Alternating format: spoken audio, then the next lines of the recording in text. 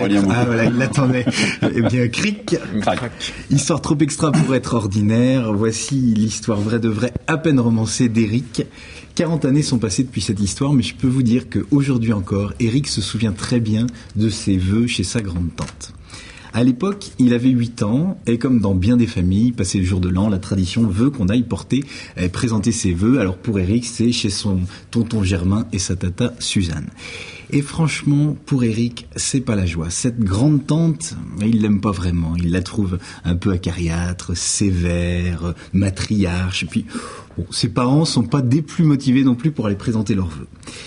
Et puis, vous savez ce que c'est ? On laisse passer le temps. On se dit qu'on a tout le mois de janvier pour présenter ses vœux. Alors, on laisse passer la première semaine, on n'est pas pressé.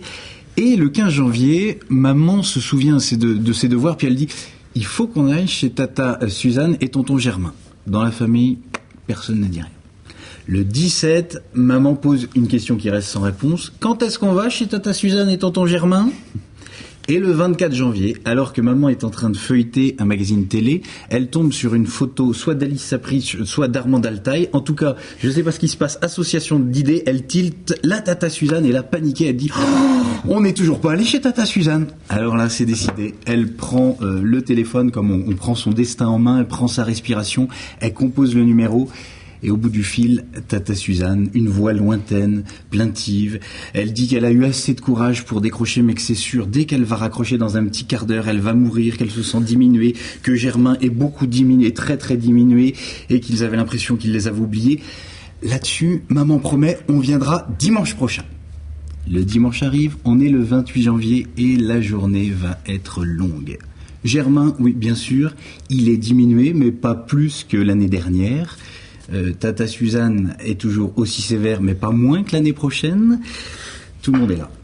Éric, il rêvasse, il écoute des conversations de gens qu'il ne connaît pas.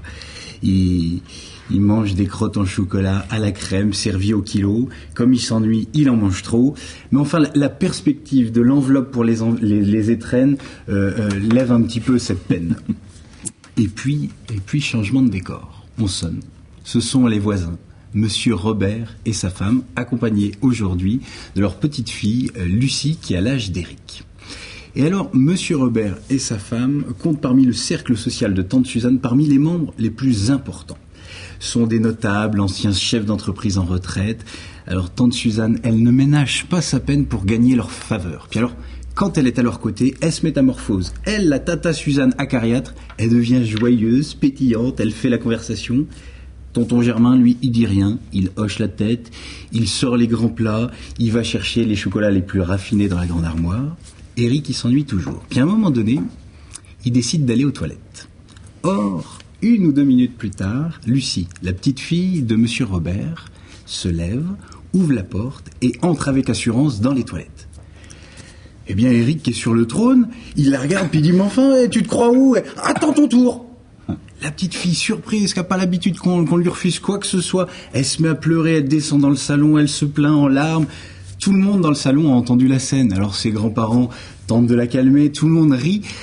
Tout le monde, pas vraiment. La tante Suzanne, non, ça la fait pas du tout rire. Elle monte illico presto, elle a une réprimande par rapport à Éric. Enfin, tu te rends pas compte, t'as été impoli, grossier, tu as mal parlé.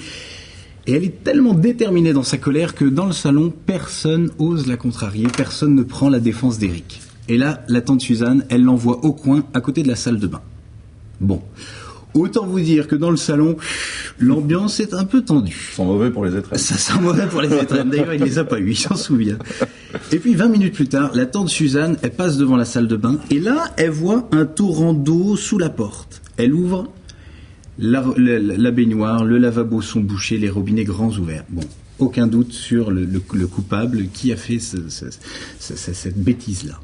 Et là, elle est dans une colère, mais tellement en colère que tout d'un coup, Monsieur Robert et sa femme forment une barricade protectrice autour d'Éric. Et puis, Monsieur Robert, il emmène la tante Suzanne, il prétexte un petit tour au jardin, il tente de la calmer. Et c'est là que tonton Germain, il intervient. Il a rien dit. Il dit jamais rien. Lui, il est doux, il est tendre. Il élève jamais la voix, il contrarie jamais sa femme. Il prend Éric par la main, il l'installe sur ses genoux près de la fenêtre, puis il lui dit « Mais enfin, Éric, mais pourquoi t'as fait ça ?» Ben voilà. La première fois, elle m'a grondé pour rien. Maintenant, elle a une bonne raison de me gronder. Tonton Germain a murmuré à l'oreille d'Éric. Éric, je vais te dire une chose. T'es ma revanche. T'es ma revanche, Éric. Allez, je te souhaite une bonne année. Mais je peux vous dire qu'il s'en souvient très bien de ce 28 janvier. Et donc pas d'étrennes. Et pas d'étrennes.